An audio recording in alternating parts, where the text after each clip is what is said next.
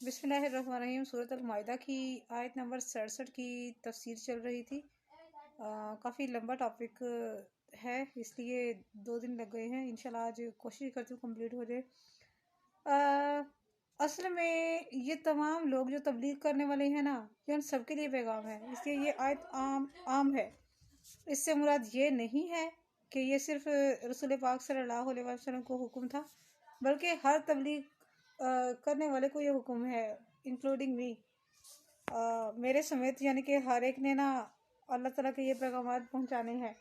اگر سیدنا حضرت ابن عباس رضی اللہ تعالیٰ عنہ فرماتے ہیں کہ جس نے ایک آیت بھی چھپا لی، اس نے حق کے تبلیغ ادا نہیں کیا۔ اسی آیت کو مد نظر رکھتے ہوئے وہ فرماتے ہیں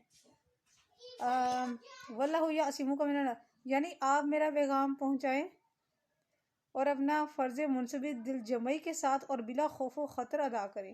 دشمنوں کے خلاف میں آپ کا محافظ اور حامی و ناصر ہوں۔ اللہ تعالیٰ نے نبی کریم صلی اللہ علیہ وسلم کو ویسے تو یہ فرمایا ہے، لیکن اگر ہم یہاں اس چیز کو رکھیں نا، یہاں اور دل میں، تو اللہ تعالیٰ ہی ہمارا محافظ ہے۔ میرا یہ بہت قریب سے الحمدللہ، بہت ہی اندر سے میں نے اس کو جو ہے نا وہ فیل کیا ہے کہ انشاءاللہ تعالیٰ اللہ تعالیٰ نے بہت سارے مقامات پر قرآن کریم میں فرمایا ہے۔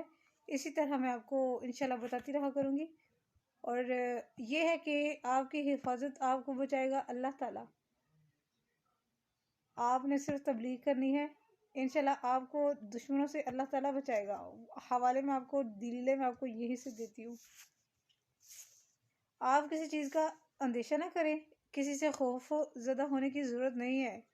ان میں سے کوئی بھی آپ کو ذرا سی بھی گزن نہیں پہنچا سکتا۔ اس آیت کریمہ کے نازل ہونے سے پہلے سرکار عالم محمد مصطفیٰ صلی اللہ علیہ وسلم کے کچھ پہرے دار ہوا کرتے تھے، یعنی کہ جب اسلام ابھی زیادہ پھیلا نہیں تھا، یہ اس ٹائم کی بات ہے۔ اور حضرت سیدنا عباس رضی اللہ تعالیٰ عنہ جو آپ کے چچا ہیں، وہ بھی پہرا دیا کرتے تھے۔ ایک رات کو نبی کریم صلی اللہ علیہ وسلم سیدہ عائشہ صدیقہ رضی اللہ عنہا کے حجرے میں تھے، اور آپ سیدہ عائشہ صدیقہ رضی اللہ تعالیٰ عنہ سے ہی فرما رہے تھے کہ کاش آج کوئی پہرا دے۔ تو اتنے میں حضرت سعد بن مالک رضی اللہ تعالیٰ عنہ حاضر ہو گئے۔ فرمایا کیسے آنا ہوا؟ انہوں نے کہا یا رسول اللہ، میں آپ کی چوکیداری کرنے کے لیے حاضر ہوا ہوں، اور یہ ایک معجزانہ چیز ہوئی تھی۔ وہ صحابی رضی اللہ، سعد بن مالک رضی اللہ، تلوار کے گرنے سے ان کو یعنی کہ نا وہ ان کو اللہ تعالیٰ کی طرف سے نا اٹریکشن فیل ہوئی نبی کریم صلی اللہ علیہ وسلم کے لیے، تو وہ چلے گئے ان کے پاس، تو انہوں نے پہرا دیا۔ آپ رضی اللہ فرماتے ہیں کہ جب نبی کریم صلی اللہ علیہ وسلم گہری نیند میں سو گئے اور خراٹے لینے لگے، تو میں سمجھ گئی کہ آپ سو گئے ہیں۔ ایک غریب حدیث ہے، غریب اور بہت ضعیف حدیث ہے۔ حضرت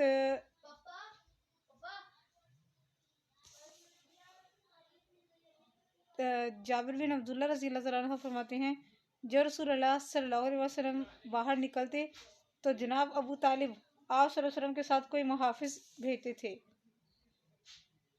تاکہ اس دوران جو ہے نا اس آیت کا شان نزول وہ یہ بتاتے ہیں۔ البتہ یہ غریب حدیث ہے، لیکن اس کا یہ شان نزول جو ہے وہ یہ بتاتے ہیں، یہ لکھتے ہیں۔ اس کے بعد نبی کریم صلی اللہ علیہ وسلم نے پہرے داروں کو ہٹا دیا، یعنی کہ آپ نے ان سے یہ کہا کہ میری حفاظت کا ذمہ اللہ کے ذمہ ہے، وہ میرا محافظ کافی ہے، اب مجھے پہروں کی ضرورت نہیں ہے۔ ہوا یوں کہ آپ صلی اللہ علیہ وسلم نے حضرت محمد صلی اللہ علیہ وسلم نے ابو طالب سے کہا اللہ تعالیٰ نے میری حفاظت کا ذمہ لے لیا ہے، اس لیے مجھے اب کسی محافظ کی ضرورت نہیں ہے۔ یہ حدیث غریب اور منکر ہے، لیکن یہ کہ کچھ کتب میں موجود ہے، اس لیے میں نے آپ کو ظاہرہ بتانا مناسب سمجھا۔ اللہ تعالیٰ کی اپنے نبی صلی اللہ علیہ وسلم کی عصمت ہی تھی کہ اس نے اہل مکہ، اس کے جو حاسدین یہود و نصارہ، جو ان کے دشمن وغیرہ تھے، جن سے آپ کو شدید خطرہ تھا، اور وہ آپ صلی اللہ علیہ وسلم کو تکلیف پہنچانے میں کوئی وہ کسر بجا نہیں رکھتے تھے۔ وہ ہر ٹائم ٹرائی کرتے رہتے تھے کہ کسی طریقے سے ہم لوگ تبلیغ روک دیں، کہیں ہماری کائے نہ پلٹ جائے۔ تو اللہ تعالیٰ نے اپنے محبوب صلی اللہ علیہ وسلم کو محفوظ رکھا، اپنی قدرت کاملہ حکمت عظیم سے آپ کی حفاظت کے بہت سے اسباب پیدا کر دیے۔ آغاز اسلام میں ابو طالب کے ذریعے آپ صلی اللہ علیہ وسلم کو محفوظ رکھا، کیونکہ وہ قریش کے سردار اور صاحب اثر و رسوخ شخصیت تھے۔ اللہ تعالیٰ نے ان کے دل میں آپ کی محبت ڈال دی۔ یہ محبت فطری تھی، نہ کہ شرعی، کہ یہ نبی ہیں اس لیے وہ پیار کریں۔ یہ فطری محبت سے مراد ایک تو بھتیجا، اور اوپر سے اللہ تعالیٰ کی طرف سے جو اللہ تعالیٰ کی رحمت کا ایک حصہ زمین والوں پر ہوا ہے، اس کے تحت۔ خیر، ہم بھی اپنے بھتیجوں سے بہت پیار کرتے ہیں، تو ظاہر ہے وہ فطری تھی۔ اگر وہ اسلام لے آتے تو قریش کے کافر ان کے بارے میں بھی پلانس بناتے، وہ ان سے بھی نہ ٹلتے، چونکہ ان کے اور قریش کے درمیان قدر مشترک موجود تھی۔ ذرا غور کیجئے، قدر مشترک موجود تھی، اس لیے وہ ان کا احترام کرتے اور ان سے ڈرتے تھے۔ جب ابو طالب کی وفات ہو گئی تو قریش آپ صلی اللہ علیہ وسلم کو پھر اذیت پہنچانے لگے۔ پھر اللہ تعالیٰ نے انصار کے دلوں میں آپ صلی اللہ علیہ وسلم کی محبت پیدا کر دی۔ ان سعادت مندوں نے اسلام پر کاربند رہنے اور آپ صلی اللہ علیہ وسلم کی بیعت لینے کا ان کو کہہ دیا۔ نبی کریم صلی اللہ علیہ وسلم کو پیغام بھجوا دیا کہ آپ یہاں پر آئیں ہمارے پاس۔ تو اب دیکھیں نا، یہ ایک معجزہ ہی ہے نا، اللہ تعالیٰ نے ان کے دلوں میں نبی کریم صلی اللہ علیہ وسلم کے لیے محبت ڈال دی۔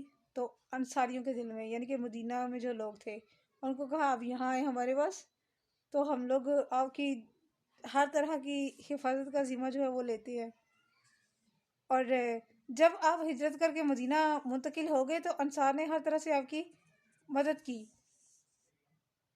اور جب بھی مشرکین اور اہل کتاب نے آپ کو نقصان پہنچانے کی سازش کی تو اللہ تعالیٰ نے ان کی سازش کو ناکام بنا دیا اور ان کے برے منصوبوں کو ان کے منہ پر دے مارا۔ جیسا کہ یہود نے آپ صلی اللہ علیہ وسلم پر جادو وغیرہ کیا تھا، سارا کچھ کیا تھا، عورتوں نے کیا تھا، مردوں نے کیا تھا۔ خیر، وہ بڑا بہترین، بڑا انٹرسٹنگ ٹاپک ہے، میں آپ کو چند ایک حدیثیں میں آپ کو یہاں پر بتا دیتی ہوں، وہ انشاءاللہ کل بتاؤں گی، کیونکہ میں مس نہیں کرنا چاہتی، یہ آپ کو بتانا بہت انٹرسٹنگ ہے۔ یہ ہوا یوں کہ یہود نے آپ صلی اللہ علیہ وسلم پر جادو کیا تھا، لیکن اللہ تعالیٰ نے آپ کو بچا لیا، اور اس کے علاج کے لیے 3 صورتیں، قرآن کریم کی آخری 3 جو صورتیں ہیں، سورۃ اخلاص، سورۃ فلق اور سورۃ ناس، ان 3 صورتوں سے آپ کی وہ کی، کیونکہ جیسے جیسے آپ صلی اللہ علیہ وسلم صورتیں پڑھتے گئے تو وہ گرے لگی ہوئی تھی نا، وہ بالوں کے ساتھ رسی یا دھاگا یا جو بھی چیزیں انہوں نے باندھی تھی، وہ کنویں میں انہوں نے باندھی ہوئی تھی، تو وہ ایک ایک گرہ جو ہے وہ کھلتی گئی۔ یہ 3 صورتیں اتنی کارآمد ہیں، اسی لیے کہتے ہیں کہ جادو شادو ہوتا ہی نہیں آج کل، اگر ہوتا بھی ہے تو اس سے بہترین اور کوئی علاج نہیں ہے۔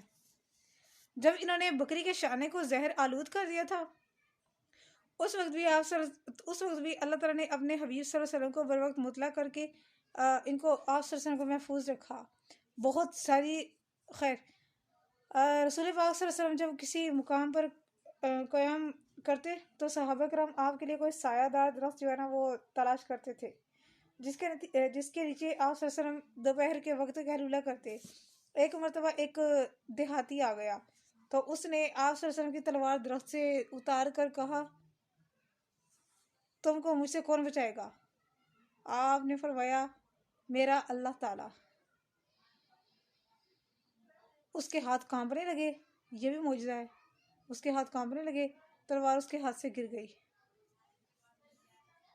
اس نے درخت کے ساتھ ٹکر ماری، جس سے اس کا سر ٹکڑے ٹکڑے ہو گیا اور اس کا دماغ باہر آ کر گر گیا۔ سبحان اللہ۔ یہ تھی میری آج کی ویڈیو، صدقہ جاری کی نیت سے شیئر کیجیے گا۔ باقی انشاءاللہ دو رہ گئی ہیں حدیثیں، بہت انٹرسٹنگ وہ واقعات ہیں، اسی سے ریلیٹڈ ہے، وہ کروں گی کل۔ جزاک اللہ خیر۔